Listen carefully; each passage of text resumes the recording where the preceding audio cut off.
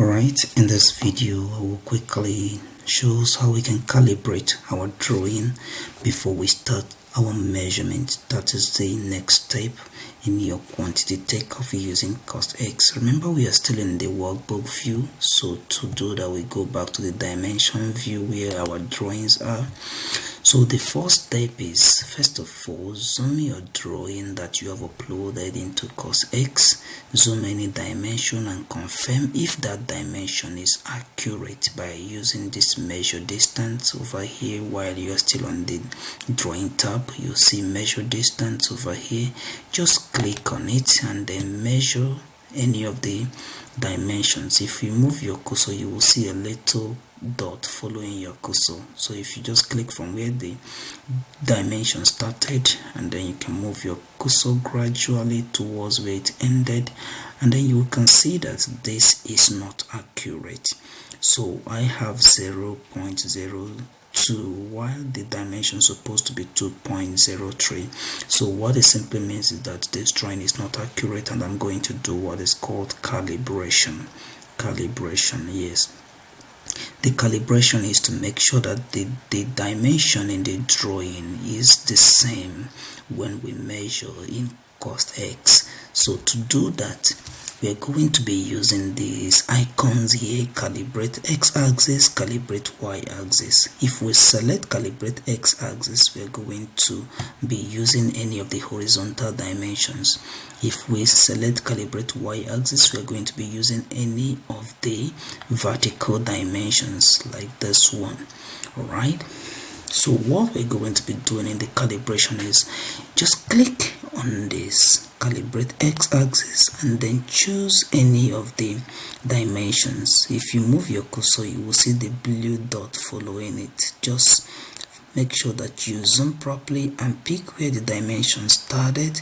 Alright, so you can click and then move your cursor to where it ended, and then click again, and the window pops up for you to enter the accurate dimension in millimeter, and that is in here, the actual measurement.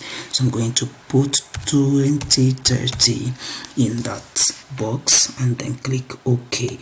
So once I do that, I have calibrated my drawing, and I can check back that same dimension that I measured before to see if that is correct. Now I can click on that, and to measure again, I'll click here and move my cursor towards the end, and then I can just zoom a little bit, and then you can see this is 2.03. so the drawing has been calibrated.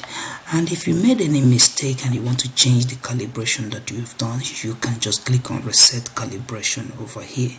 And if you want to check the calibration that you have done, you can click on this particular drawing that you've calibrated. Just double click on it to bring back the drawing window, the drawing properties. If you double click here, then you will see the dimension that you have done. So this is 100 by 100.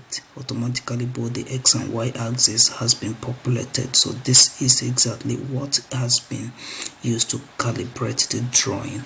I hope this makes sense to us, and we can see the same thing, just the same thing that we did. We're going to calibrate the side plan as well. If you click bring out the side plan, you will see that we have no dimensions in the site plan, but we have the plan of the building in here. So we can use the dimension that is in this plan here. The external dimension here is 14550. So you can go back to the site and then select this dimension, the width of the building. Just click on calibrate x-axis, and then you can quickly click where this external dimension started and move your cursor to where it ended, and then the window pops up and I can put 14550 in that dimension and click OK. So I have calibrated both my site plan and my foundation plan, and then we are ready to start our measurement. So this is how you calibrate your drawing. I hope this is very clear to us. In the next video, we are going to start our measurement proper.